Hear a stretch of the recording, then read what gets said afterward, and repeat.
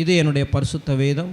இந்த வேதம் என்னை குறித்து என்ன சொல்லுகிறதோ அப்படியே நான் இருக்கிறேன். இந்த வேதம் எனக்கு எது சொந்தம் என்று சொல்லுகிறதோ அது எனக்கு சொந்தமாக இருக்கிறது. இந்த வேதம் என்னால் என்ன செய்ய முடியும் என்று சொல்லுகிறதோ அதை என்னால் இன்று நான் தைரியமாக அறிக்கை செய்கிறேன். என் மனம் மறுரூபமாகிறது, என் இருதயம் கர்த்தருடைய வார்த்தையை ஏற்றுக்கொள்ளுகிறது. இப்பொழுது இருக்கிற நிலையிலிருந்து நான் முன்னேற்றம் அடைகிறேன். வாலாகாமல் கீழாகாமல் இயேசுவின் நாமத்தில் நான் ஆசீர்வதிக்கப்பட்ட மனுஷன். ஆமென். வெள்ளிக்கிழமை ஆராதனைகளிலே அருமையானவர்களே, நீதிமொழிகளிலிருந்து குடும்பம், திருமண காரியம், கணவன் மனைவி இவர்களுடைய நடத்தைகள், ஒழுக்கங்கள் இவைகளை குறித்தெல்லாம் சொல்லி கொடுத்து கொண்டு இருக்கிறோம். ஒருவேளை நீங்கள் வர முடியலன்னா சிறு பிள்ளைகளிலிருந்து அவங்களுடைய ஆலயத்துக்கு போங்க. ஒருவேளை நீங்கள் வர முடியலன்னா அருமையானவர்களே, நீங்கள் கண்டிப்பாக யூடியூப்பில் பாருங்கள். எப்படி ஒரு சொந்த தகப்பனே ஒரு குடும்பத்தை கூட அழிக்க முடியும் அப்படின்னு சொல்லிட்டு கூட இந்த வாரத்தில் பார்த்தோம். அவங்களுக்கே தெரியாமல் அவங்க குடும்பத்தை அழிச்சிட்டு போயிடுவாங்க பாருங்கள். அப்படிப்பட்ட கேரக்டர்ஸ் உள்ளவங்கெல்லாம் வேதத்திலே இருந்ததாக வேதத்திலேருந்து கூட தியானித்தோம். ஆகவே வெள்ளிக்கிழமை ஆராதனையில் டீச் பண்ணுறது ரொம்ப இன்னும் பிரயோஜனமாக இருக்கிறது. வாருங்க. ஆழத்தில் ஆழம் தேடுகிறவர்களுக்கு இன்னும் ஆழமான சத்தியங்களை நாம் கற்றுக் கொடுத்து கொண்டு வருகிறோம். ஆமென். இங்கு போதிக்கப்படுகிற அற்புதமான சத்தியங்கள் உங்களுடைய வாழ்க்கையை நிச்சயமாய் கட்டி கொண்டு இருக்கிறது என்று நான் விசுவாசிக்கிறேன். எத்தனை பேர் உங்கள் வாழ்க்கையை கட்டுதுன்னு நீங்கள் நம்புகிறீங்க? ஆமென். நம்புகிறவங்களாம் ஒரு நல்ல ஒரு அல்லேலூயா சொல்லுங்கள். ஓகே.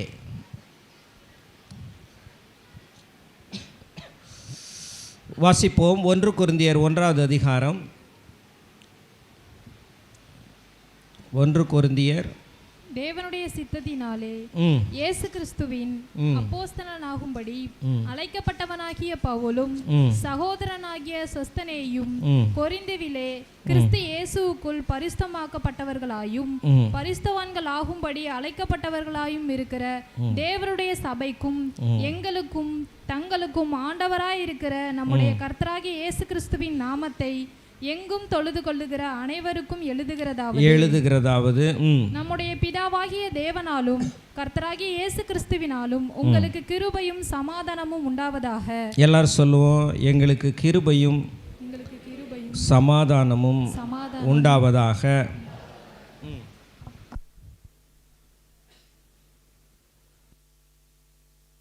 4வது வசனம் வாசி. கிறிஸ்துவை பற்றிய சாட்சி உங்களுக்குள்ளே ஸ்திரப்படுத்தப்பட்டபடியே நீங்கள் கிறிஸ்துவுக்குள்ளாய் எல்லா உபதேசத்திலும் இயேசு கிறிஸ்துவுக்குள்ளாய் எல்லா உபதேசத்திலும் எல்லா அறிவிலும் மற்றெல்லாவற்றிலும் சம்பூரணம் உள்ளவர்கள் ஆக்கப்பட்டிருக்கிறபடியால் அவர் மூலமாய் உங்களுக்கு அளிக்கப்பட்ட தேவ கிருபைக்காக நான் உங்களை குறித்து எப்பொழுதும் என் தேவனை ஸ்தோத்தரிக்கிறேன். போதும் பாருங்க, எல்லாரும் சேர்ந்து சொல்லுவோம். இயேசுவின் மூலமாய் எனக்கு அளிக்கப்பட்ட தேவ கிருபைக்காக நான் எப்பொழுதும் என் தேவனை ஸ்தோத்தரிக்கிறேன். எல்லாரும் சொல்லுவோம், எனக்கு அளிக்கப்பட்ட தேவ கிருபை. ஆமென். அவர் மூலமாய் உங்களுக்கு அளிக்கப்பட்ட தேவ கிருபை.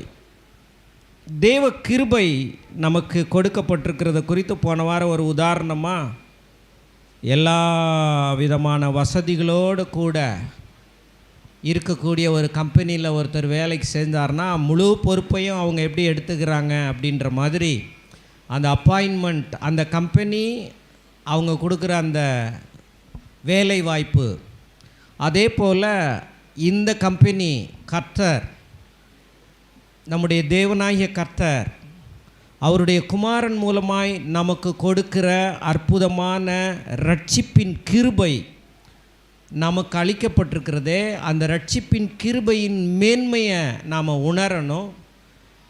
இந்த இயேசு கிறிஸ்துவின் மூலமாய் நமக்கு உண்டாயிருக்கிற ரட்சிப்பின் கிருபையை மற்றவர்களுடைய ஆசீர்வாதத்துக்காக மற்றவருடைய வாழ்க்கையை தொடுகிற விதத்தில் நம்முடைய நற்கிரியைகள் இருந்தால் மிகுந்த பிரயோஜனமாக இருக்கும். தேவன் அந்த இயேசுவின் கிருபையை மற்றவர்களுக்கு கடத்தி விடுகிற ஒரு பொறுப்பை தேவன் நமக்கு கொடுத்திருக்கிறார். நீங்களும் நானும் மட்டும் இந்த இயேசு கிறிஸ்துவின் கிருபையை ருசி பார்க்கிறதற்கு அழைக்கப்படவில்லை. ஒருவேளை நீங்கள் கிறிஸ்து பிறந்திருக்கலாம், அல்லது யாரோ ஒருவர் உங்களுக்கு தூண்டுதலாக இருந்து ஆண்டவருடைய சுவிசேஷத்தை அறிவித்து உங்களை கிறிஸ்துவுக்குள்ளே நடத்தி இருக்கலாம். உங்களோட நின்று போகிறதற்காக இந்த கிருபை உங்களுக்கு அளிக்கப்படவில்லை. இந்த கிருபை என்கிற அற்புதமான ஒரு பிளஸ்ஸிங்கை இயேசு கிறிஸ்துவின் மூலமாய் உண்டாயிருக்கிற இந்த பாவ மன்னிப்பை, இயேசு கிறிஸ்து மூலமாய் உண்டாயிருக்கிற இந்த சாபம் நீங்கின ஒரு ஆசீர்வாதமான ஒரு வாழ்க்கையை, இயேசு கிறிஸ்து மூலமாய் தேவன் உண்டாக்கி இருக்கிற இந்த அற்புதமான புது வாழ்வை மற்றவங்களுடைய லைஃபுக்கும் கொண்டு போகிற வேலையை செய்கிறதற்கு தேவன் கொடுத்திருக்கிறார். இப்படி சொல்லலாம், ஒரு பெரிய பேக்கேஜ் இருக்குது, உங்களுக்கு சாவியை கொடுத்து அந்த பேக்கேஜுக்குள்ளே இருக்கக்கூடிய எல்லா பொக்கிஷங்களையும் நீங்கள் அள்ளுறீங்க. உங்கள் பக்கத்து வீட்டுக்காரங்கள்ட்டையும் அவங்களும் விரும்பினா வந்து அள்ளலாம் அப்படின்னு சொல்லிட்டு அந்த இயேசுவின் கிருபையை குறித்த வெளிச்சத்தை அவங்களுக்கும் காட்டினாங்கன்னா அவங்களும் வந்து இந்த ரட்சிப்பின் பொக்கிஷங்களை அவங்க அள்ளி இந்த மகா பெரிய அன்பின் தேவனோட உறவு வச்சு ஐக்கியம் பாராட்டி கண்ணீர் கவலைகள் தொலைந்து சந்தோஷமும் சமாதானமும் நிறைந்தவர்களாய் வாழ வைக்கிற ஒரு மாடலாக அவங்களுக்கும் காட்டலாம். நீங்களும் கூட இங்கே வாங்க அப்படின்னு சொல்லி அவங்களுக்கு அறிவிக்கலாம். அந்த கீஸை கர்த்தர் நமக்கு கொடுத்துருக்கிறார். பரலோகத்திலே நீ கட்டுகிறது, பூலோகத்திலே நீ கட்டுகிறது எதுவோ பரலோகத்திலே கட்டப்பட்டிருக்கும். பரலோக ராஜ்யத்தின் திறவுகோல்களை நான் உனக்கு தருவேன்னு சீஷர்கள்ட்ட சொன்னார். இப்போ நீங்கள்லாம் சாவி வாங்கி ஆசீர்வாதத்தை அனுபவித்து 4 பேருக்கு அந்த சாவியை நீங்களும் எடுத்துக்கலாம்.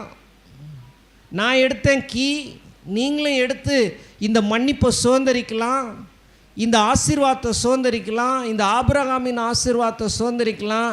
நீங்கள் நல்லா இருப்பீங்க, நான் நல்லா இருக்கிற மாதிரின்னு வாழ்ந்து காட்டுறதுக்கு தான் தேவன் நம்மை அழைத்திருக்கிறார்.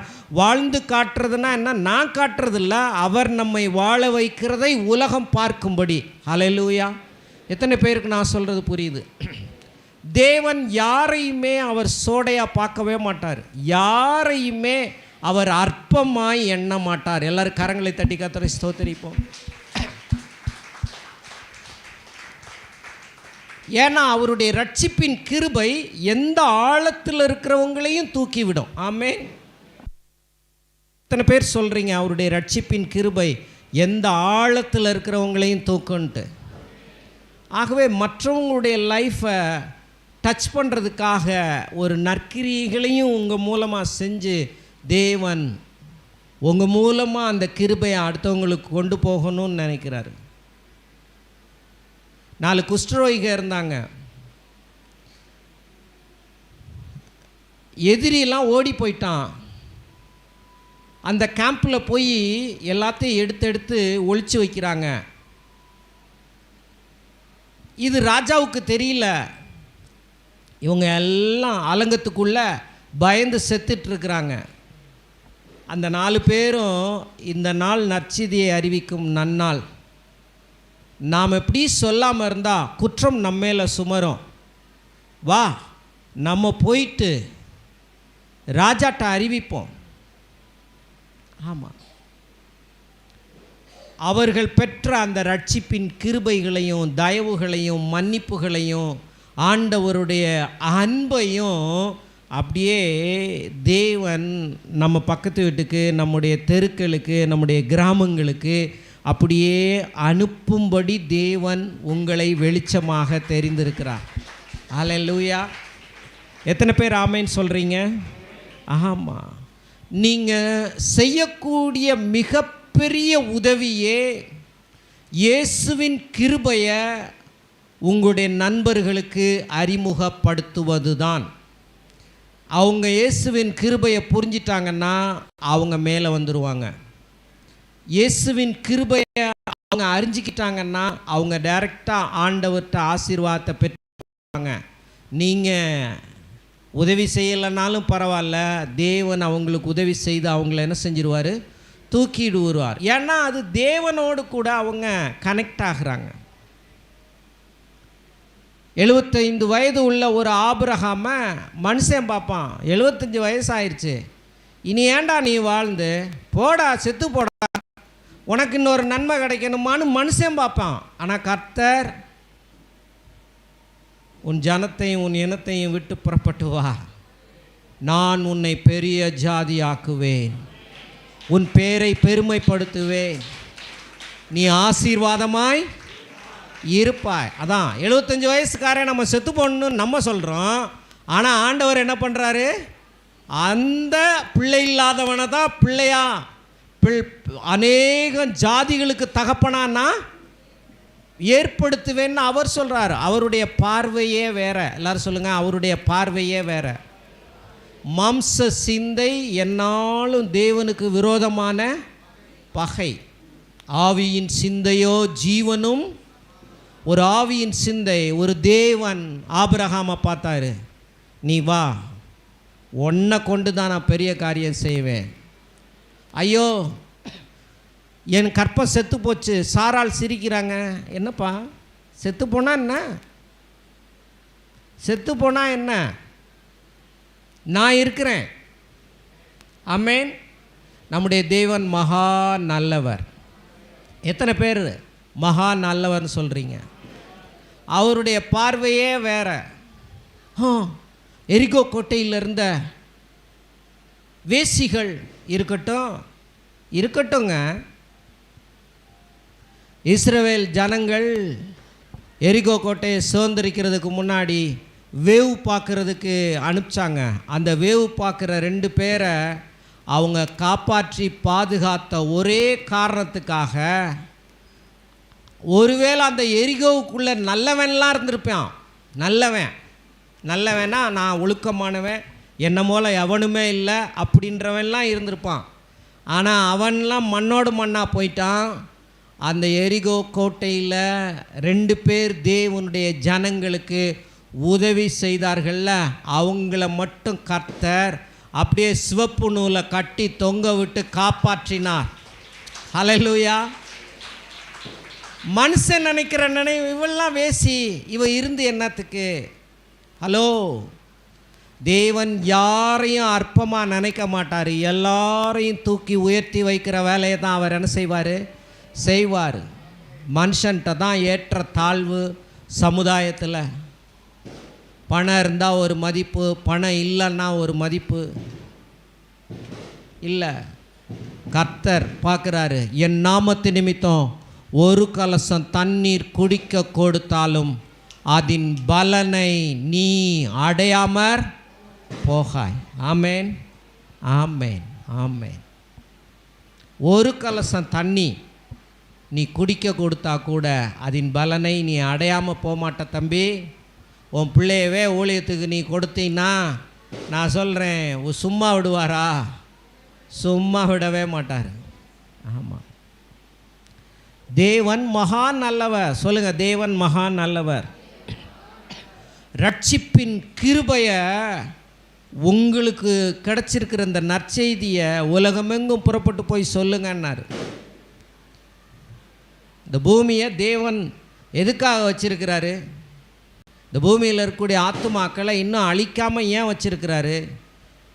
இந்த நற்செய்தி எங்கும் போய் என்ன செய்யணும்? சொல்லணும். அப்புறம்தான் முடிவு என்ன செய்யும்? வரும்.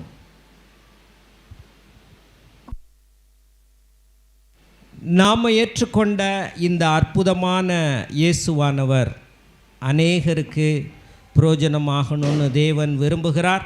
அதுக்காக ஒரு ஜலஸாக தேவனுக்கு பிடித்தமான காரியங்களை செய்கிறதுக்கு ஒரு வைராக்கியம் உள்ளவர்களாக இருக்கணுன்றது தான் போன வாரத்தில் நம்ம தியானித்தோம். மனுஷர்களுக்கு பிரயோஜனமாக இருப்பது. இன்றைக்கு இன்னொரு காரியம் தியானிக்க போகிறோம். Saving grace is means to bring blessing to believers. யாரெல்லாம் இந்த கர்த்தரை விசுவாசிக்கிற, அவரை ஏற்றுக்கொண்டிருக்கிற தேவ பிள்ளைகள் யாரெல்லாம் இருக்காங்களோ, அதாவது இயேசுவை ஆண்டவராக, இரட்சகராக, குல தெய்வமாக ஏற்றுக்கொண்டு நான் மனம் திரும்புகிறேன், உங்களையே நான் பின்பற்றுறேன், எனக்காக மரித்த இயேசு, என் பாவங்களை அவர் மன்னித்து, என் பாவங்களை அவர் சுமந்து, எனக்காக அவர் ரத்தம் சிந்தி இருக்கிறார் நான் நம்புகிறேன்னு சொல்லிட்டு யார் ஒருவர் இந்த பாவ மன்னிப்பின் நிச்சயத்தை பெற்றுக்கொண்டு பிலீவராக விசுவாசியாக மாறுறாங்களோ, எல்லாரும் சொல்லுவோம் விசுவாசியா. வாயத்தரம் சொல்லுங்கள் விசுவாசியா. விசுவாசியாக இருக்காங்களோ அவங்கள அவர் பிளஸ் பண்ணணும்னு விரும்புகிறார், அவர் ஆசீர்வதிக்கணும்னு விரும்புகிறார். அந்த ஆசீர்வதிக்கணுன்ற அந்த ஆசீர்வாதத்தின் ஆற்றல் அவங்களுடைய வாழ்க்கையில் செயல்படுறதுக்காகத்தான் தேவன் கிருபை உள்ளவராய் இருக்கிறார். கிருபை என்றால் மாறாத அன்பு உள்ளவராய் இருக்கிறார், இரக்கம் உள்ளவராய் இருக்கிறார், தயவுள்ளவராய் இருக்கிறார், மன்னிக்கிறவராய் இருக்கிறார், மாறாதவராய் இருக்கிறார். சொல்லுங்க, மாறாதவராய் இருக்கிறார். இங்கே வேதம் சொல்லுகிறது தெளிவாக. அருமையானவர்களே, இதை குறித்து ஒரு நட்செல்லாம் ஒரு வசனம் சொல்லுது பாருங்கள். எபேசியர் 2வது அதிகாரம், எபேசியர் 2வது அதிகாரம் 4-7 வரைக்கும். தேவனோ இரக்கத்தில் ஐஸ்வர்யம் உள்ளவராய், இரக்கத்தில் ஐஸ்வர்யம் உள்ளவராய். எல்லாரும் சொல்லுங்க, இரக்கத்தில் ஐஸ்வர்யம் உள்ளவராய். இரக்கத்தில் ஐஸ்வர்யம் உள்ளவராய். எதில் ஐஸ்வர்யம் உள்ளவராய்? இரக்கத்தில் ஐஸ்வர்யம் உள்ளவராய். எதில் ஐஸ்வர்யம் உள்ளவராய்? இரக்கத்தில் ஐஸ்வர்யம் உள்ளவராய். இரக்கத்தில் ஐஸ்வர்யம் உள்ளவராய். இரக்கத்தில் ஐஸ்வர்யம்னா அது அள்ள குறையாத ஒரு இரக்கம், மிதமிஞ்சின தயவு, மிதமிஞ்சின இரக்கம், மைண்டுக்கு புலப்படாத ஒரு தயவு, இரக்கம், ஐஸ்வர்யம். எல்லாரும் சொல்லுங்கள் ஐஸ்வர்யம். ஐஸ்வர்யம்னா ரிச்சுன்னு அர்த்தம். அதாவது ஒருத்தர் ஐஸ்வர்யமாக இருக்கிறார் அப்படின்னா அவர் 100 தலைமுறைக்கு அவற்றை சொத்து இருக்குங்க, ஒரு பிரச்சனையும் இல்லை. அந்த எஸ்டேட்டே இந்த 100 ஏக்கரும் அவருடையது தான். அதில் ஏலக்காய் விளையுது, மிளகு விளையுது, விலையேற பெற்ற புல் பூண்டு அங்கே விளையுது. அவருக்கு எந்த குறையுமே இல்லை, தண்ணிக்கும் பிரச்சனை இல்லை. 100கணக்கான ஏக்கரு வருஷமெல்லாம் லாபத்தை தான் கொடுக்கும். அது மாத்திரம் இல்லை, இன்னும் அவருக்கு நிறையா இருக்கு. அவங்க 2 பேரும் செலவழித்து தீர்க்கவே முடியாதுன்ற அளவுக்கு இருக்கக்கூடிய ஒரு ஐஸ்வர்யம். ஆமேன், ஆமேன். எல்லாரும் சொல்லுங்கள், தேவனுடைய ஐஸ்வர்யம் மகா பெரியது. நான் இரக்கத்தை சொல்லிக்கிட்டு இருக்கேன், அன்பை சொல்லிக்கிட்டு இருக்கேன். எல்லாரும் சொல்லுவோம், தேவனோ இரக்கத்தில் ஐஸ்வர்யம் உள்ளவராய். ஆமேன் சொல்லுங்க. தேவனோ இரக்கத்தில் ஐஸ்வர்யம் உள்ளவராய். நாம் யாரு, நம்ம மேலே வச்சிருக்கிற கர்த்தருடைய இரக்கம் எவ்வளோ பெருசுன்னு புரிஞ்சுக்கணும். புரியாமல் வாழக்கூடாது. புரியாமல் வாழ்ந்தோன்னா பயந்து பயந்து வாழுவோம். என்ன செய்வோம்? பயந்து பயந்து வாழுவோம். புரிஞ்சுக்கிட்டோன்னா பயப்படவே மாட்டோம். தேவனுடைய இரக்கம் பயப்படுறதுன்னா அவருடைய அன்பை புரியாமல் இருக்கிறதுனால பிசாசனுடைய எண்ணங்கள் நம்மளை ஏதாவது மோதும்போது அப்படியே அந்த எண்ணங்களோடு சேர்ந்து கர்த்தரை விட்டு தூரமாக போயிடுறது. அப்படி இல்லை. நம்முடைய தேவன் இரக்கத்தில் ஐஸ்வர்யம் உள்ளவராய், வாசிங்க, நம்மில் அன்பு கூர்ந்த தம்முடைய மிகுந்த அன்பினாலே. சொல்லுவோம், மிகுந்த அன்பினாலே. ஒரு தகப்பன் தாம் பிள்ளை மேலே மிகுந்த அன்பு வச்சுருந்தான்னா என்ன நடக்கும் சொல்லுங்கள்? என்ன நடக்கும்? என்ன நடக்கும் சொல்லுங்கள்? என்ன பண்ணுவார் அவர்? உயிரை கொடுத்து கூட அவர் அவனுக்காக செய்ய வேண்டிய எல்லாவற்றையும் என்ன செய்வார்? செய்வார். சின்ன வயசுலேருந்தே ஒவ்வொருத்தருடைய நம்பிக்கையும் விசுவாசமும் வித்தியாசமானது. எல்லாருக்கும் தேவன் ஒரே விசுவாச அளவை கொடுத்தாலும் அந்த விசுவாச அளவை பயிற்சி பண்ணுறவங்க ஒவ்வொருத்தரும் ஒவ்வொரு இடத்துல இருக்கிறாங்க. எல்லாருக்கும் தேவன் விசுவாசத்தை கொடுக்குறாரு. ஆனால் அந்த விசுவாசத்தை பயிற்சி பண்ணுற இடத்துல ஒவ்வொருத்தரும் ஒவ்வொரு விதமாக தங்களுடைய வாழ்க்கையில் என்ன செய்கிறாங்க? கடந்து வராங்க. அவர் சொல்கிறாரு, ஒரு விஷயம் நான் சிங்கத்தை கொன்னேங்கிறாரு, ஒரு விஷயம் நான் என்ன செஞ்சேன்? கரடியை கொன்னேன் அப்படிங்கிறாரு. அப்புறம் நம்ம என்ன சொல்கிறது? ஓகே பிரதர், நீங்கள் போய் என்ன செய்யுங்க? அந்த கோலியாத்தை கொன்னுருங்கன்னு தான் சொல்லுவோம். எத்தனை பேர் ஆமேன்னு சொல்கிறீங்க? பிரதர் நீங்கள் ரொம்ப கஷ்டப்பட்டு கரடியை கொன்னீங்க, பிரதர் நீங்கள் ரொம்ப கஷ்டப்பட்டு சிங்கத்தை கொன்னீங்க, கொஞ்சம் ஜாக்கிரதையாக இருங்க. தேவனுக்கும் இரக்கம் கம்மி, தேவனும் அன்பு செலுத்த மாட்டார். திடீர்னு உன் கூட நிற்பார், இல்லைன்னா உன்னை விட்டு விலகிடுவார். கொஞ்சம் பார்த்து ஜாக்கிரதையாக இருப்பான்னா நான் சொல்கிறது. அப்படி நான் சொன்னேன்னா இந்த வசனத்தை நான் என்ன செய்யணும்? கிழிச்சு போடணும். ஐயோ, கிழிச்சு போட்டால் அதை விட பெரிய சாபம்.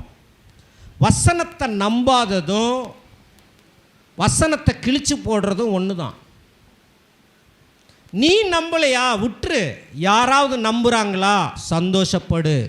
எத்தனை பேர் ஆமேன்னு சொல்கிறீங்க? அவங்க நம்ப அவங்க ஒரு ஜெயிக்கும்போது நமக்கு ஒரு நம்பிக்கை என்ன செய்யும்? பிறக்கும். எல்லாரும் ஒரு அல்லேலூயா சொல்லுவோம்.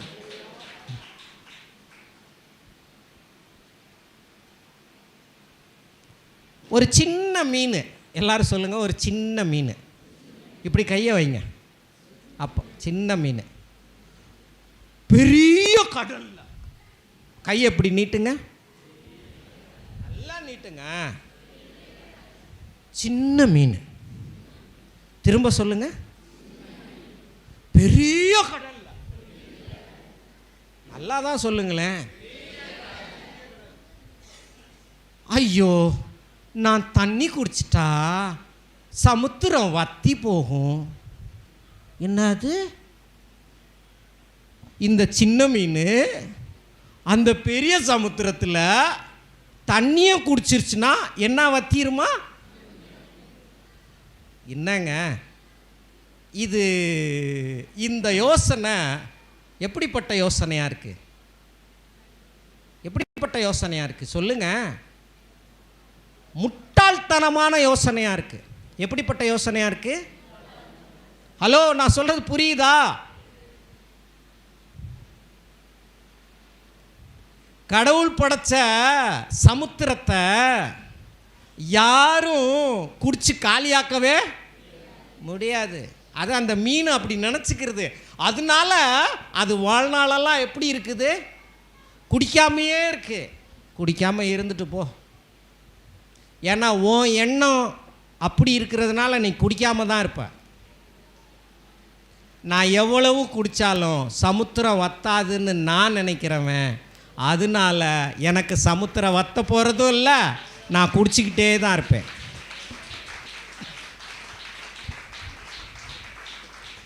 இதைத்தான் ஆண்டவர் மாற்றி சொல்கிறாரு. புரிகிற மாதிரி சொல்கிறேன். என்னிடத்தில் விசுவாசமாய் இருக்கிறவனிடத்திலிருந்து ஜீவ தண்ணீருள்ள நதிகள். திரும்ப சொல்லுங்க. ஏதேன் தோட்டத்தில் 4 நதி ஓடிச்சுன்னு பெருசாக சொல்கிறோம். நீ தாண்டா இப்போ ஜீவ தண்ணீருள்ள நதியே.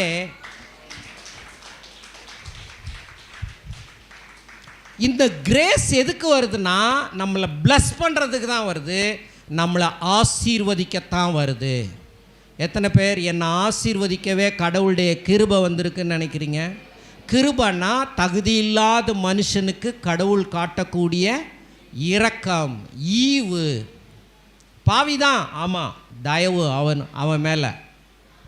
பாவிதாங்க, ஆமாம், தயவு, இரக்கம்.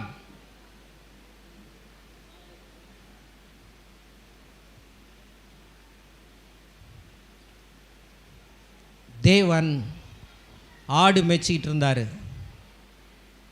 தாவீது. ஆனால் தேவன் சின்ன பையன், கடைக்குட்டி, இவன் எப்படி வேணாலும் போகட்டும், இல்லை, அவனை ராஜாவாக என்ன செய்தார்? தெரிந்து கொண்டார். எத்தனை பேர் அல்லேலூயா சொல்கிறீங்க? கழுதையை தான் தேட போனான். எதை தேட போனா? யார் தேட போனது? சவுல். ஆனால் கூப்பிட்டு சாமுவேலை வச்சு, நீ தான் இந்த தேசத்துக்கு ராஜாவாக இருக்கணும்னு சொல்லி சொன்னார் கர்த்தர். அவன் ராஜா ஆகணும்னு நினைக்கல, கர்த்தர் அவனை ராஜாவாக என்ன செஞ்சார்? ஆக்கினார். நான் இதெல்லாம் எதுக்கு சொல்கிறேன் அப்படின்னா, தேவன் எந்த இடத்துலேருந்தும் யாரையும் தூக்கி ஆசீர்வதிப்பார். ஆவிக்குரிய ஒரு சிந்தை நமக்கு வேண்டும். எல்லாரும் சொல்லுவோம், ஆவிக்குரிய சிந்தை வேண்டும். மாம்ச சிந்தை கடவுளுக்கு ஒத்து வராது. மாம்ச சிந்தை கர்த்தரை விசுவாசிக்காது. மாம்ச சிந்தை கர்த்தருடைய வார்த்தையை நம்பாது. மாம்ச சிந்தை ரிஸ்க் எடுக்கவே எடுக்காது. மாம்ச சிந்தை திராட்சை ரசம் இல்லைன்னா தண்ணியை போய் ஊற்ற சொல்கிறாருன்னு போய் உட்காந்துருக்கோம். அது தண்ணியெல்லாம் என்ன செய்யாது? ஊற்றாது. அவர் உங்களுக்கு என்ன சொல்லுகிறாரோ அதை நீ என்ன செய்ய. நான் அப்படி தான் நடக்கணும், நீங்களும் அப்படி தான் நடக்கணும். ஹலோ, நான் சொல்கிறது புரியுதா? உங்கள் சொந்தக்காரங்க என்ன சொல்கிறாங்கன்றதை கேட்டு நீங்கள் செய்யக்கூடாதுங்க. உங்களுக்குள்ள கர்த்தர் என்ன பேசுகிறாருன்றதை வச்சு நீங்கள் என்ன செய்யணும். அப்போ உங்கள் தண்ணீர் என்னவா மாறும்? திராட்சரசமாக மாறும். உங்களுக்குள்ள ஆவியானவர் இருக்கிறார் அல்லவா? நீங்கள் இயேசுவை ஏற்றுக்கொண்டிருக்கிறீர்கள் அல்லவா? இயேசுவை நீங்கள் சேவிக்கிறீர்கள் அல்லவா? எத்தனை பேர் இயேசுவை சேவிக்கிறீங்க? ஆமென்.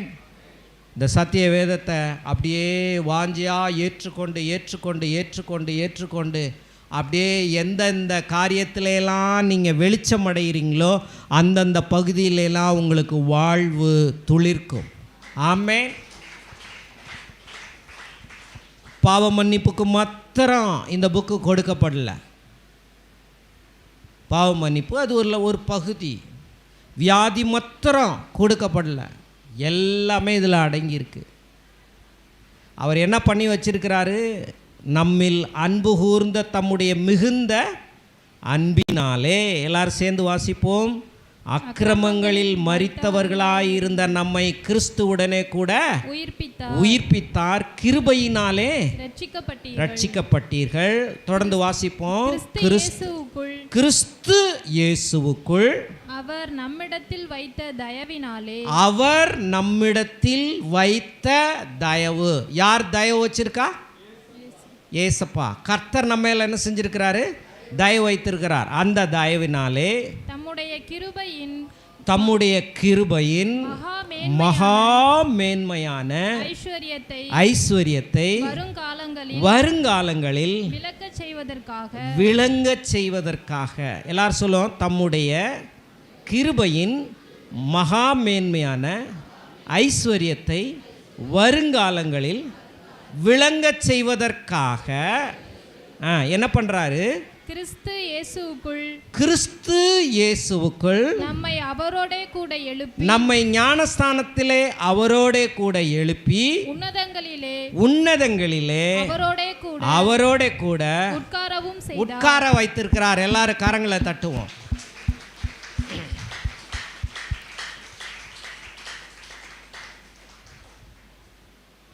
அவர் இந்த கிராமத்தில் தாங்க இருக்காரு. ஆமாம், இருக்கிறாரு. வேலை பார்க்குற இடம் எங்கே தெரியுமா? தலைமைச் செயலகம். முதல்வர் இருக்கிறார்ல, முதல்வர், அந்த முதல்வர்னுடைய வலது பக்க அறையில் இருக்கிறார். எதுனாலும் முதல்வர் இவரை தான் கூப்பிடுவார். ஹலோ, நான் புரியுதா? ஆனால் இருக்கிற இடம் எங்கே? கிராமம். வேலை பார்க்குற இடம் எங்கே? தலைமைச் செயலகம். நீங்கள் இருக்கிற இடம் ஒரத்தநாடாக இருக்கலாம், கிராமமாக இருக்கலாம். ஆனால் நீங்கள் தொடர்பு வைத்திருக்கிற இடம், நீங்கள் நம்பிக்கை வச்சுருக்கிற இடம், நீங்கள் விசுவாசம் வச்சுருக்கிற இடம், யார் எழுதி கொடுத்த வார்த்தையை படிச்சுக்கிட்டு இருக்கிறீங்க, யார்கிட்ட பேசிகிட்டு இருக்கீங்க, எந்த நாமத்தை பயன்படுத்திகிட்டு இருக்கிறீங்க, என்ன அந்நிய பாஷை பேசுகிறீங்க அப்படின்றதெல்லாம் உன்னதங்களிலே தேவன் உங்களை உட்கார வைத்திருக்கிற இடம் அது. ஹலோ, எத்தனை பேருக்கு நான் சொல்கிறது புரியுது? கிராமந்தான். ஆள் பார்த்தா அப்படி ஒன்றும் தெரியலையே, தெரியல. ஆளை பார்த்தாலாம் என்ன செய்யாது, தெரியாது. நமக்கு தான் தெரியாதுல்ல. நமக்கு 75 வயசுன்னொன்னே அதோட முடிச்சு கட்டி அவனை கல்லறைக்கெல்லாம் அனுப்பிடுவோம். நம்ம வயசாயிருச்சு, நீ என்ன போய் என்ன வயசாயிருச்சா? கிருபையை சொல்லித் தருவதற்கு வயசுலாம் இல்லவே இல்லை. இயேசுவை அறிவிக்கிறதுக்கு வயசு இல்லவே இல்லை. உங்களை வாழ வைக்கிறதற்கு எந்த வயதுலையும் அவர் உங்களை தூக்கி விட வல்லவராக இருக்கிறார். போதும் போதும் திருட்டு பயல, கொஞ்ச நேரத்து வரைக்கும் நீயும் சேர்ந்து தான் என்னை நிந்திச்சுக்கிட்டு இருந்த, இன்னும் 5 நிமிஷத்தில் சாக போகிற, உனக்கு மன்னிப்பு வேறையாடா அப்படின்னு இயேசு கேட்கல. இன்றைக்கு நீ என்னோடு கூட பரதீசிலே இருப்பா. எத்தனை பேர் அல்லேலூயா சொல்கிறீங்க? அவன் வாழ்நாளெல்லாம் எப்படி வாழ்ந்துட்டான்? திருடனாகவே வாழ்ந்துட்டான். கள்ளம், கபடு, சூது, வாது எல்லா பிசாசனுடைய சுபாவங்களும் அவனுக்குள்ளே இருந்து அவன் தேச துரோகிகளை தான் இப்படிலாம் அறைவாங்க. இயேசுவை அப்படி நினச்சிட்டாங்கங்க.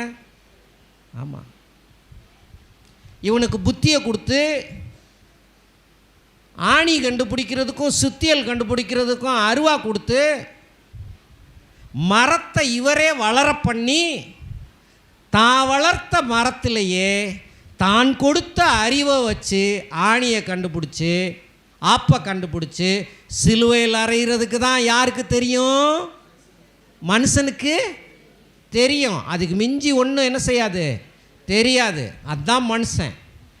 ஆனால் அவர் அதுக்கெல்லாம் மேலே அவர் தொங்கிக்கிட்டு இருக்கிறான். அவன் கடைசி நேரத்தில் அப்படியே சாக போகிறான், மனம் திரும்புகிறான். அவன் பூமியில் இருக்கக்கூடிய வாழ்ந்த வாழ்க்கையெல்லாம் அப்படியே அவருடைய மன்னிப்பு ஜீரோவாக்கிருச்சு. எல்லாரும் கரங்களை தட்டுவோம். இப்போ மன்னிப்பு பெருசா, அவன் செஞ்ச பாவம் பெருசான்னா கர்த்தருடைய மன்னிப்பு பெரிதாய் இருக்கிறது. எத்தனை பேர் கிருபை நம்மில் இருக்கிறபடினால் பாவம் என்னை மேற்கொள்ள மாட்டாதுன்னு சொல்கிறீங்க? இந்த வசனத்தெல்லாம் பாருங்கள். மிகுந்த இரக்கம், மிகுந்த அன்பு, அவர் வச்ச தயவு, கிறிஸ்து இயேசுவுக்குள் அவர் நம்மிடத்தில் வைத்த தயவினாலே தம்முடைய கிருபையின் மகா மேன்மையான ஐஸ்வர்யத்தை வருங்காலங்களில் விளங்கச் செய்வதற்காக இந்த டியூட்டியை எந்த கவர்மெண்ட்டும் செய்ய முடியாது. இப்போ இந்தியன் கவர்மெண்ட் இருக்குது, அல்லது அதாவது நான் சொல்கிறது ஆவிக்குரிய கவர்மெண்ட்டு.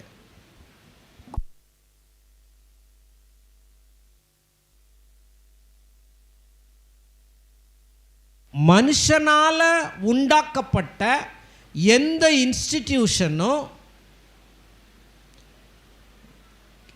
மகா மேன்மையான ஐஸ்வர்யத்தை விளங்க செய்யவே முடியாது. இப்போ யூனிவர்சிட்டி இருக்குது, தஞ்சாவூரில் பெரிய யூனிவர்சிட்டி இருக்குது, இங்கே கூட வெட்டினரி யூனிவர்சிட்டி இருக்குது, நிறையா யூனிவர்சிட்டி இருக்குது. இந்த யூனிவர்சிட்டி கிறிஸ்து இயேசுவுக்குள் அவர் நம்மிடத்தில் வைத்த தயவினாலே தம்முடைய கிருபையின் மகா மேன்மையான ஐஸ்வர்யத்தை வருங்காலங்களில் விளங்கச் செய்வதற்காக இந்த யூனிவர்சிட்டி இருக்குதா? சொல்லுங்கள், சத்தமாக சொல்லுங்கள். அதுக்காக தான் இருக்குன்னு நீங்கள் சொல்லுவீங்க போல். அந்த யூனிவர்சிட்டி கிருபையின் மகா மேன்மையான ஐஸ்வர்யத்தை விளங்க செய்கிறதுக்கு இல்லை. ஆனால் நீங்களும் நானும் இந்த இயேசு கிறிஸ்துவின் கிருபையை விளங்க செய்கிறதற்கு அழைக்கப்பட்டிருக்கிறோம். அப்போ எவ்வளவு பெரிய மகிமை உள்ளவங்க நீங்களும் நானும் சாதாரணமான ஆள் இல்லைங்க. உங்கள் மேலே தேவ கிருபை இருக்குது, தேவ அன்பு இருக்குது, அவருடைய தயவு இருக்குது. அவருடைய கிருபையை நீங்கள் விளங்க செய்யணுன்றதுக்காக தான் கர்த்தர் உங்களை அழைச்சிருக்கிறாரு. அப்போ தம்முடைய கிருபையின் மகா மேன்மையான ஐஸ்வர்யத்தை விளங்க செய்கிற உங்களை கர்த்தர் சும்மா விடுவாரா? அதான் சொல்லிட்டாரு, நான் உங்களை உன்னதங்களில் அவரோட கூட நான் உட்கார வச்சிருக்கிறேன். ரொம்ப ஈஸியாக பரலோகத்தின் தேவன்கிட்ட, வானத்தையும் பூமியையும் படைத்த தேவன்கிட்ட பேசுகிற பாக்கியமும் ஸ்லாக்கியமும் தேவன் உங்களுக்கும் எனக்கும் கொடுத்து உரிமையை கொடுத்து வச்சிருக்கிறார். ஹல்லேலூயா. அப்படின்னா என்ன அர்த்தம்? இருக்கின்ற இடங்களில் இருக்கக்கூடிய எல்லா திருச்சபைகளும் நம்பர் 1 இருக்கணும்னு தேவன் விரும்புகிறார். ஆமென். சும்மா சுற்றுலா வந்துட்டு படுத்து தூங்கிட்டு போகிறதுக்கு ஒரு 5 ஸ்டார் ஹோட்டல் கட்டுறான்.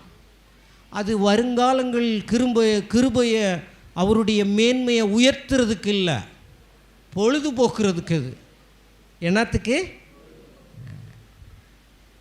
பெரிய பெரிய சூப்பர் மார்க்கெட் கட்டுறான், அது கிருபையை விளங்க செய்யல, அவன் சொன்னுடைய வாழ்க்கையில் பிஸ்னஸில் முன்னேறதுக்கு செய்கிறான். ஆனால் திருச்சபை ஒன்றே, திருச்சபையில் இருக்கக்கூடிய விசுவாச பிள்ளைகளெல்லாம் வருங்காலங்களில் தேவனுடைய கிருபையை விளங்க செய்யணும்னு உன்னதங்களிலே அவரோட கூட என்ன செய்ய வைத்திருக்கிறார்? உட்கார வைத்திருக்கிறார். அப்போ பெரிய பெரிய ஆஸ்பத்திரிகளையும் பெரிய பெரிய லாட்ஜஸ் ஹோட்டலையும் பார்த்து அப்படியே மேலையும் கீழையும் பார்த்து முழிச்சிட்டு, நம்மெல்லாம் என்ன, நம்மெல்லாம் குப்பை, இதுங்க எப்படி கட்டடம் கட்டியிருக்கான்? உன்னைய கட்டுறதுக்கு அவருடைய ரத்தமே சிந்தி உங்களை ஆலயமாக கட்டி வைத்திருக்கிறார். எண்ணங்கள் மாறட்டும், எண்ணங்கள் விரிவடையட்டும். அப்போ பணம் யார் கையில் இருக்கணும் சொல்லுங்க? எவ்வளோ வேகமாக சொல்கிறீங்களோ அவ்வளோ வேகமாக உங்களுக்கு வரும். அவ்வளோதான். நீங்கள் சொல்லலைன்னா வராது, டிலே ஆகும்.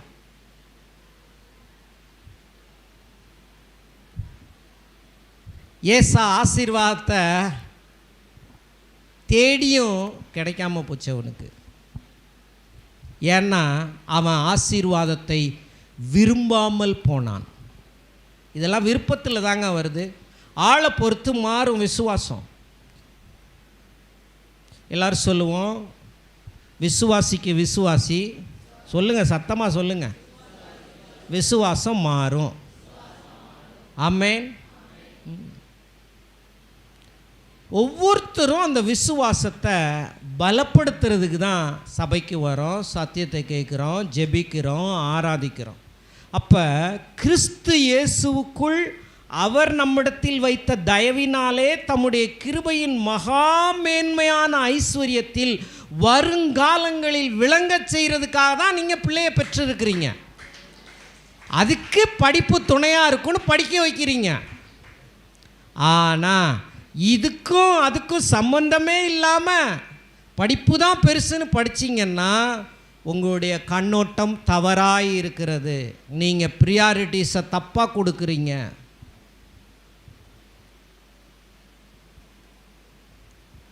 பாவத்தை மூடி நரகத்தின் திசையில் இருக்கிறவனை இழுத்து விட்டு நித்திய ஜீவனை பெற்று பரலோகத்துக்கு ஒரு ஆத்துமா வருதுன்னா அதை போல் பெரிய வேலை எதுவுமே இல்லை. இது ஏதோ ஹோம் சூப்பர் மார்க்கெட்டில் 4 பொருளை விற்று சம்பாதிக்கிறது இல்லைங்க. இது பொருளை விற்று சம்பாதிக்கிறது இல்லை.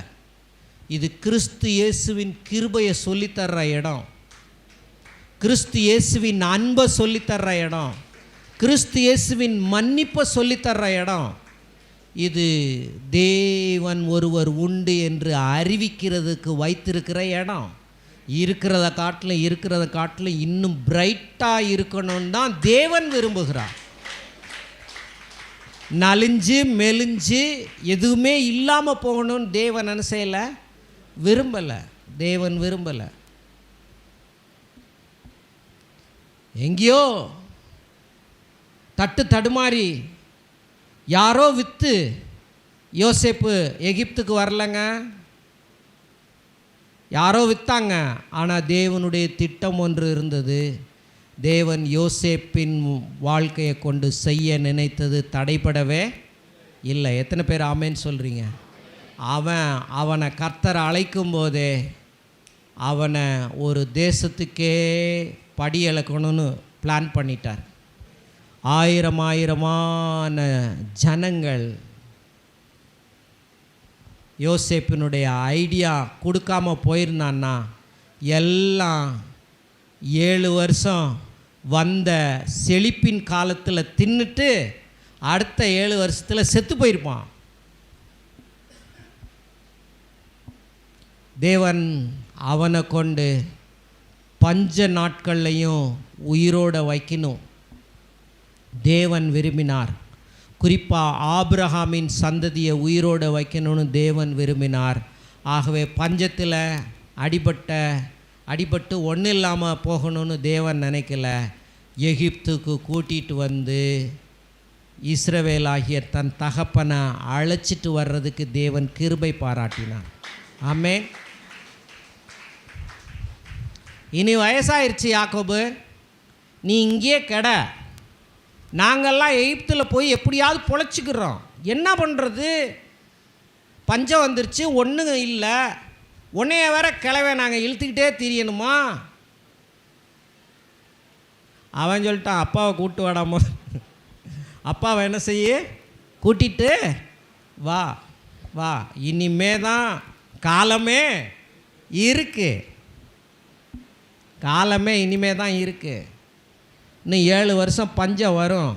ஆனால் பஞ்சம் ஒன்றையே டச் பண்ணாது. ஏன்னா நீ நீர்க்கால்களின் ஓரமாய் நடப்பட்ட மரம். உஷ்ணம் வருவதை நீ என்ன செய்ய மாட்ட, காண மாட்டாய். நம்ம உஷ்ணம் வர்றதை கண்டுக்கிட்டு தான் இருக்கிறோம் இன்றைக்கி வரைக்கும். அது ரொம்ப ரேட்டு, அது வேணாம். இதுவும் ரொம்ப ரேட்டு, இதுவும் வேணாம். சரி, அப்போ எது தான் வேணும்? 10 ரூபாய்க்கு ஏதாவது இருக்கா? யார்? வருங்காலங்களில் அவருடைய மகா கிருபையை விளங்க செய்கிற நம்ம. ஹலோ, என் தகப்பனுடைய வீட்டிலே கூலிக்காரனுக்கு எப்படி இருக்கிறது? பூர்த்தியான. எத்தனை பேர் இந்த பூமி தகப்பனுடைய வீடுங்கிறீங்க? இது கர்த்தர் உண்டாக்கின வீடுங்கிறீங்க. இது பிசாசு உலகம் பிரதர். பிசாசு உலகம் இல்லைங்க, இது கர்த்தர் படைத்த உலகம். எத்தனை பேர் ஆமேன்னு சொல்கிறீங்க? அப்போ உஷ்ணம் வருது, உஷ்ணம் வந்து நம்மளை தாக்குது. அதனால் இந்த உஷ்ணத்துக்கு ஏற்ற மாதிரி நாம் முடிவெடுக்கிறோம். என்ன முடிவெடுக்கிறோம்? பிளான் பண்ணுறோம். ஆவியானவரெல்லாம் நடத்துகிறதே கிடையாது. பணம் தான் பியூராக மனுஷனை நடத்திக்கிட்டு இருக்கு. பணம் இல்லையா, அது வாங்க வேணாம், இது வாங்க வேணாம், இது வாங்க வேணாம். பைபிள் அப்படி சொல்லலை. நீதிமான் விரும்புகிற காரியம் அவனுக்கு என்ன செய்யப்படும்? கொடுக்கப்படும். எத்தனை பேர் ஆமேன்னு சொல்கிறீங்க? அப்போ ஆவியானவராக நடத்துகிறாரு? ஆவியானவர்லாம் நடத்தலை, பணம் நடத்துது. பணம் இல்லை, அதனால் அதெல்லாம் நம்ம என்ன செய்கிறதில்ல, யோசிக்கிறது இல்லை, சிந்திக்கிறது இல்லை. நம்ம புத்தியெல்லாம் வேறு மாதிரி இருக்குது. நம்ம ரொம்ப மாறணும். அநேகருக்கு ஆசீர்வாதமாக இருக்கணும்னா குறுகின புத்தியிலிருந்து விசாலமான புத்திக்கு வரணும். அந்த புத்தி வந்தால் தான் அப்புறம் நம்ம வேறு மாதிரி நடப்போம். செல்ஃப் லவ்விலிருந்து மற்றவங்களை நேசிக்கிற அந்த அன்புக்கு வருவோம். உன்னை நீயே நேசிக்கிறது போல் பிறனையும் என்ன செய்யின்றிருக்காரு? நேசித்து இருக்கிறாரு. ஆனால் நாம் நேசின்னு இருக்கார். நம்மளை மட்டும்தான் நேசிப்போம். செல்ஃப் லவ், சுயநலம், நம்மளை மட்டும்தான் யோசிப்போம், நம்மளை மட்டும்தான் சிந்திப்போம்.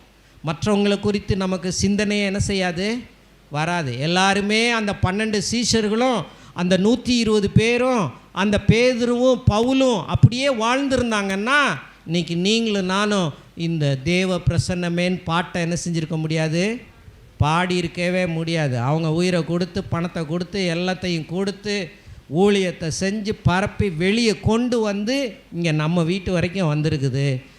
இனியும் தேவன் இதை உலகமெங்கும் கொண்டு செல்லணும்.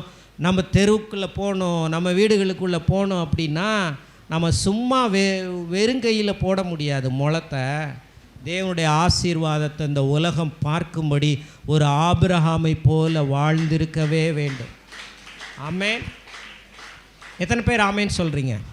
ஆகவே தேவன் நம்மளை வச்சிருக்கிற இடமே வேறு இடங்க, அற்புதமான இடம், ஒரு ஆசீர்வாதத்தின் இடம். நித்தியத்துக்கும் அவருடைய பிளஸ்ஸிங்ஸை நம்ம மேலே போர் பண்ணணும்னு விரும்புகிறார். ஓகே, நான் முடிக்கிறேன். எல்லோரும் சொல்லுவோம், நித்தியத்துக்கும் அவருடைய ஆசீர்வாதம் என் தலை மேலே இருக்கணும்னு ஊற்றணும்னு விரும்பி அவருடைய கிருபையை எனக்கு காண்பித்திருக்கிறார். கிருபைக்கான காரணம் பார்த்துட்ருக்குறோம். ஏன் இவ்வளவு தூரம் அன்பாக இருக்கிறாரு? ஏன் இவ்வளவு தூரம் செய்கிறாங்க? பிள்ளை மேலே வச்ச அன்பு, பிள்ளை மேலே வச்ச பாசம்தான், வேறு ஒன்றும் இல்லை. தனக்கு குறைவு இருந்தாலும் பரவாயில்ல, பிள்ளை நல்லா இருக்கட்டும், இதுதான் ஒரு தகப்பன் செய்வான். இந்த தகப்பனுடைய அன்பு, சொல்லுங்கள், இது தகப்பனுடைய அன்பு. எத்தனை பேர் ஆமேன்னு சொல்கிறீங்க? விசுவாசம், நம்பிக்கை, இவைகளெல்லாம் விட அன்பு பெரியது.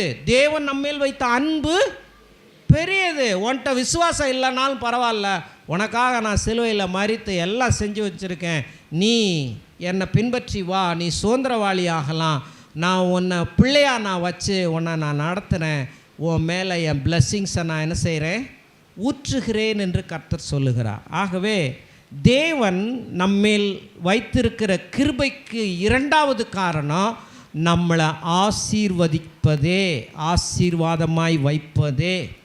எல்லோரும் ஒரு அல்லேலூயா சொல்லுவோம். எல்லோரும் எழுந்து நிற்போம். எழுந்து நின்று நம்ம எல்லாரும் ஆண்டுடைய பாதத்தில் உஷ்ணம் வருவதே நான் பார்க்கக்கூடாது. ஆண்டவரே, கர்த்தர் மேல் நம்பிக்கை வைக்கும் மனுஷன் நான், கர்த்தரை நம்பிக்கையாய் கொண்ட மனுஷன் நான். எல்லாரும் இந்த வேளையில் கூட ஆண்டுடைய சமூகத்தில் நம்ம அர்ப்பணிப்போமா? அப்பாவோட பாதத்தில். ஆண்டவரே, கிருபைக்கான காரணத்தை நீங்கள் என் மேலே சொல்லியிருக்கீங்க ஆண்டவரே, அதை நான் உணர எனக்கு உதவி செய்யுங்க. எல்லோரும் அப்பாட்ட சொல்லுவோம், ஹல்லேலூயா, ஹல்லேலூயா, ஹல்லேலூயா. ஓ ஸ்தோத்திரம், ஸ்தோத்திரம், ஸ்தோத்திரம். ஆமேன், ஆமேன். எல்லாம் வாயை திறந்து கொஞ்ச நேரம் என் மேலே உண்டாயிருக்கிற கிருபை எவ்வளோ பெருசு, என்னை எப்படி ஆசீர்வாதமாக வைக்கணும்னு அவர் விரும்புகிறாருன்ட்டு ஒரே ஒரு கவியை நம்ம பாட போகிறோம். கர்த்தர் மேல் நம்பிக்கை வைக்கும் மனுஷன் நான்.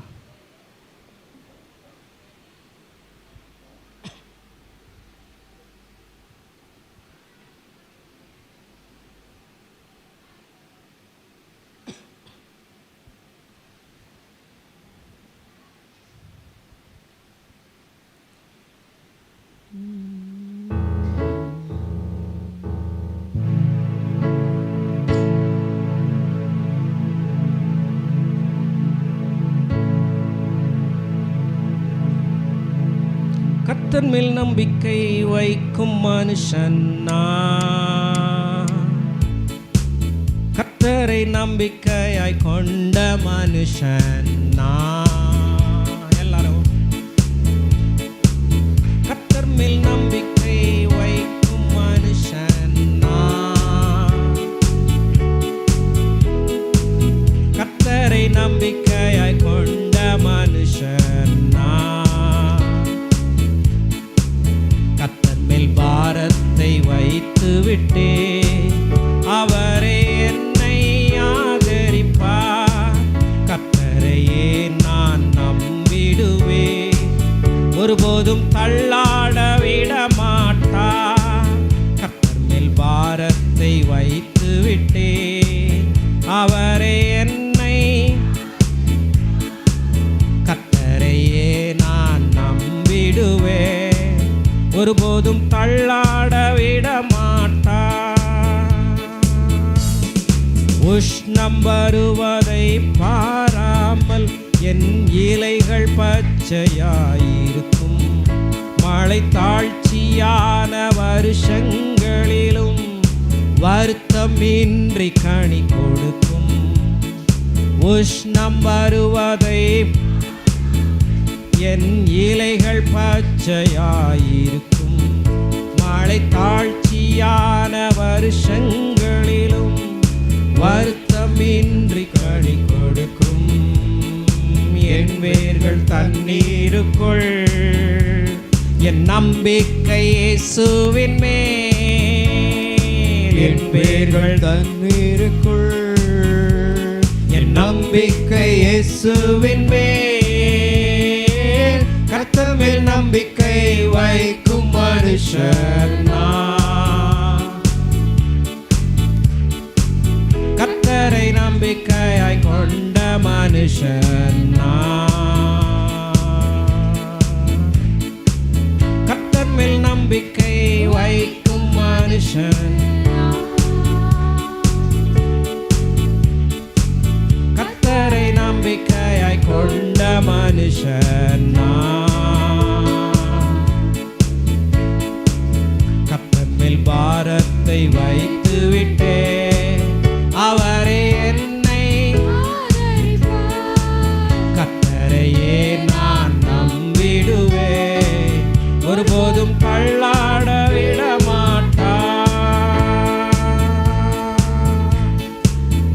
கால்கள் ஓரம் நடப்பட்டு என் காலத்தில் கனியை கொடுப்பேன் இலையுதிரா மரம் நான் செய்வதெல்லாம் வாய்க்கச் செய்வீர். நீர் கால்கள் ஓரம் நடப்பட்டு என் காலத்தில் கனியை கொடுப்பேன் இலையுதிரா மரம் போலிருப்பேன் நான் செய்வதெல்லாம் வாய்க்கச் செய்வேன். வேதத்தில் பிரியம் கொண்டு அதை ராப்பகல் தியானிப்பதால் வேதத்தில் பிரியம் கொண்டு அதை ராப்பகல் தியானிப்பதால் கர்த்தர் மேல் நம்பிக்கை வைக்கும் மனுஷன் ஆமென். கர்த்தரை நம்பிக்கையாய் கொண்ட மனுஷன் கர்த்தர் மேல் பாரத்தை வைத்து விட்டேன் அவரே என்னை ஆதரிப்பார். கர்த்தரையே நான் நம்பிடுவேன் ஒருபோதும் தள்ளாட விட மாட்டார். ஆமென். திருவிருந்துக்கு நாம் ஆயத்தமாவோம். கர்த்தருடைய பிள்ளைகள் திருவிருந்துக்கு உயிரோடு வாழும் நாட்களெல்லாம் என்னை ஒருவனும் எதிர்ப்பதில்லை வாய்க்கச் செய்திடுவேன் புத்திமானாய் நடந்து கொள்வேன். உயிரோடு வாழும் நாட்களெல்லாம் என்னை ஒருவனும் எதிர்ப்பது இல்லை என் பணியை வாய்க்கச் செய்திடுவேன் புத்திமானாய் நடந்து கொள்வேன். என் வாய் விட்டு பிரிவதில்லை அதை தியானிக்க மறப்பதில்லை என் வாய் விட்டு பிரிவதில்லை அதை தியானிக்க மறப்பதில்லை. கர்த்தர் மேல் நம்பிக்கை வைக்கும் மனுஷன் கர்த்தரை நம்பிக்கையாய் கொண்ட மனுஷன் கர்த்தர் வைக்கும் மனுஷன் ஆமென். கர்த்தரை நம்பிக்கையாய் கொண்ட மனுஷன் கர்த்தர் மேல் பாரத்தை வைத்து விட்டேன் அவரே என்னை ஆதரிப்பார். கர்த்தரையே நான் நம்பிடுவேன் ஒருபோதும் தள்ளாட விட மாட்டார் ஒருபோதும் தள்ளாட விட மாட்டார். உயிரோடு வாழும் நாட்களெல்லாம் என்னை ஒருவனும் எதிர்ப்பதில்லை என் வழியை வாய்க்க செய்திடுவேன் புத்திமானாய் நடந்து கொள்வேன். என் வாய் விட்டு பிரிவதில்லை அதை தியானிக்க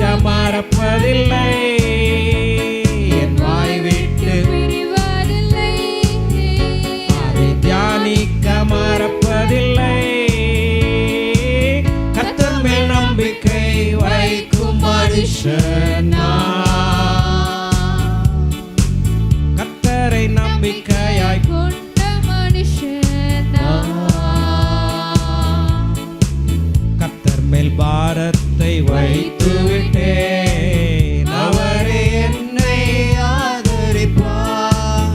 கர்த்தரையே நான் நம்பிடுவேன். ஒருபோதும் தள்ளாட விட மாட்டார்.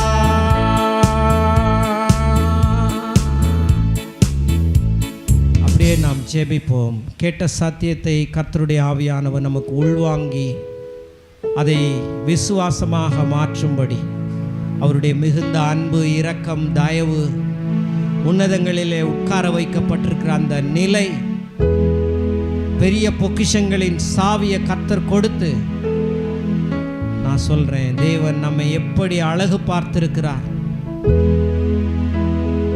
பரலோகத்தின் தேவனே, கர்த்தராகிய இயேசுவின் நாமத்தினால் உம்முடைய பாதத்தில் வருகிறோம். நீர் எங்களுக்கு கொடுத்திருக்கிற அன்பு, நீங்கள் எங்களுக்கு காட்டுகிற இரக்கங்கள், அதனுடைய ஐஸ்வர்யம், நீர் எங்களுக்கு செய்திருக்கிற மகா மேன்மையான காரியங்களை புரிந்து கொள்ள எங்கள் மனக்கண்களை விசாலமாக்கும்படி நாங்கள் செபிக்கிறோம்.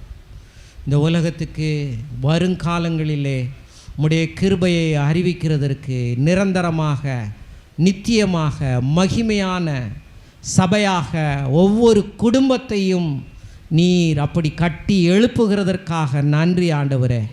கிருபைக்கு ஒரு ஆலயமாக, கிருபைகளை வருங்காலங்களிலே விளங்கச் செய்கிறதற்கு அந்த மகா மேன்மையான காரியத்தை உலகமெங்கும் கொண்டு செல்ல இங்கே வந்திருக்கிற எல்லா குடும்பத்தையும் நீங்கள் ப்ளஸ் பண்ணுங்க. நேரலையில் பார்க்குற எல்லா கர்த்தருடைய பிள்ளைகளையும் அப்படி ப்ளஸ் பண்ணுறதுக்காக நன்றி. எங்களை ஆசீர்வதிக்கவே உம்முடைய கிருபையை நீங்கள் விளங்க பண்ணியிருக்கிறீங்கன்ற வெளிச்சத்தை எங்களுக்கு தாருங்க ஆண்டவரே. உன்னதங்களில் உட்கார வைக்கப்பட்டிருக்கிறோம் என்கிற அறிவை தாருங்க. அப்படி செய்கிறதற்காக உமக்கு நன்றி. இயேசுவின் நாமத்தில் பிதாவே, ஆமென், ஆமென். நீங்கள் ஆசீர்வதிக்கப்பட்டவர்கள். லைவை க்ளோஸ் பண்ணிவிடு. ஓகே.